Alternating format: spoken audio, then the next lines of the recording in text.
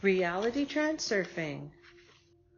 Book 1, The Space of Variations, by Vadim Zeland. Chapter 2, Pendulums. The Battle of Pendulums. The Battle of Pendulums. The main feature of a destructive pendulum is its aggressive impulse to destroy other pendulums in order to win over potential adherents. With this purpose, the pendulum works to turn its followers against the followers of other pendulums, in the sense of, we are good and they are bad. People who get involved in this type of argument end up losing their way and striving towards spurious goals which they mistakenly consider their own. This is the destructive nature of the pendulum. Fighting against the followers of other pendulums is totally futile and can destroy lives, one's own and the lives of others. War is the most extreme manifestation of the battle between pendulums. Each pendulum uses various arguments to persuade its adherents to take up arms, and the nature of the argument is specific to the historical epoch. The earliest, most primitive argument used was simply to order the followers to take something from the hands of others by force.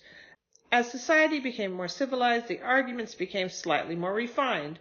One nation declares itself supreme, progressive, and the most developed, with all the others less developed, somehow flawed.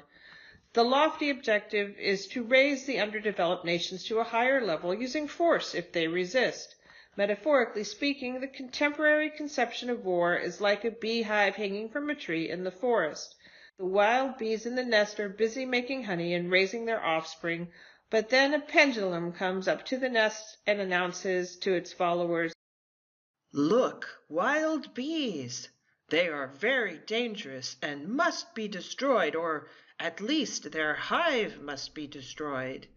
If you do not believe me, look." And then the pendulum stirs up the nest by beating it with a stick. The bees fly out of the hive and start stinging the adherents. The pendulum then cries out triumphantly, "See how aggressive they are? They must be annihilated." Whatever exculpatory slogans are used to justify war and revolution, in essence, the motivation is the same: the battle for adherence. The form the battle takes may differ, but its one goal is to win over as many adherents as possible. New force is a vital necessity for the pendulum, for without it the pendulum's sway would stop entirely.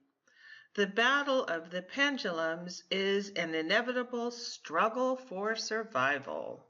once the wars and revolutions are over, other less aggressive but nonetheless tough forms of battle continue, such as the battle for market control, competition between political parties, all kinds of marketing, advertising campaigns, ideological propaganda, and so on.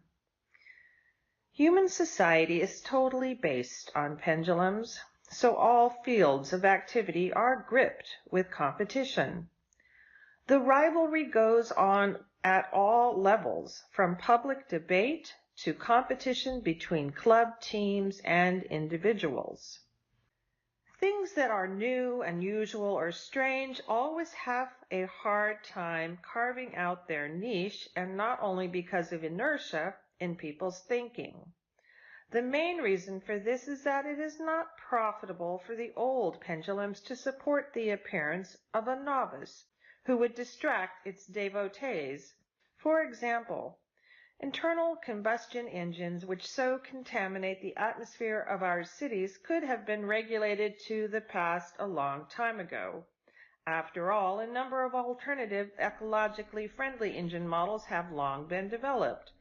The problem is that they threaten the downfall of the oil corporation pendulums, and for the time being these hold too strong a position to allow some inventor to wipe them from the stage.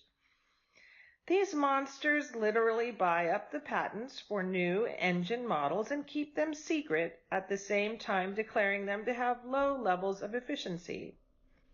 Implementing its structure on a material level, the pendulum strengthens its position via financial means, facilities, equipment, and of course, human resources. The pendulum places its favorites at the top of the human pyramid. The favorites are made leaders at all levels, starting with low-level managers and continuing up to heads of states. And they are generally not required to have any particular outstanding qualities. As a rule, those adherents become leaders whose qualities best fit with the structure of the pendulum. To the favorite, it might appear that he has achieved impressive results in his life solely on individual merit. To some extent, this may be true, but most of the work in promoting favorites is performed by the self-organizing structure of the pendulum. If a favorite's parameters fail to meet the requirements of the system, they will be ruthlessly eliminated. The pendulum battle is destructive to its followers because they think they are acting on personal conviction when in fact they are following the will of another entity. In the majority of cases, the personal conviction of the devotees is taken over by the pendulum. As soon as a person attunes to the pendulum's frequency, an interaction begins to take place between them on an energetic level. The frequency of the devotee's thought energy is stabilized and supported by the energy of the pendulum. A kind of lock-on takes place and the adherent is trapped in a feedback loop. The adherent radiates energy to the resonant frequency of the pendulum, which in turn feeds a little energy to the devotee, thereby maintaining its influence over them. On the material level, this is an everyday standard scenario. For example, the pendulum of a political party conducts an election campaign, attracts a new devotee, and gives them a little energy in the form of positive feelings like righteousness, satisfaction, dignity, and importance. The adherent thinks they are in control of the situation and still able to choose their affiliation, whereas in truth, the devotee was chosen and control established over them, not the other way around. The adherent only appears to be acting according to their own will, when in fact it is the pendulum that is artificially and unnoticeably manipulating the will of the adherent.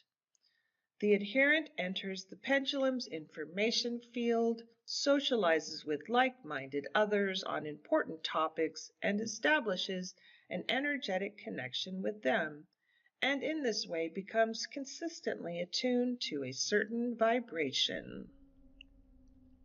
Later, the adherent may begin to feel that the pendulum has not lived up to their expectations, and they begin to have doubts about their former idol. When this happens, the frequency of the adherent's thought energy falls out of the pendulum's loop. The tightness of the pendulum's grip varies depending on its power.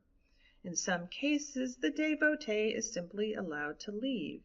In other cases, the heretic may pay with his freedom or even his life.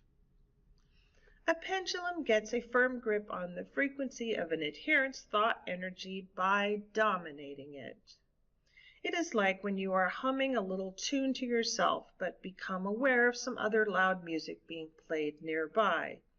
The loud music dominates your senses, making it extremely difficult to stay focused on your own tune. For the purposes of transurfing, it does not actually matter too much how interaction occurs on an energetic level between the pendulum and the devotee. We will examine the nature of the interaction using a simplified model. No one can explain precisely how something really happens because at that level of questioning, one has to ask what is meant by really, and the questions and speculation continue with the infinite process of learning. This is not what we are interested in here. So we'll make do with simplified models and metaphors that serve our purpose, satisfied with the fact that we are at least capable of understanding some things. Now we will look at how pendulums manipulate their adherents. End segment.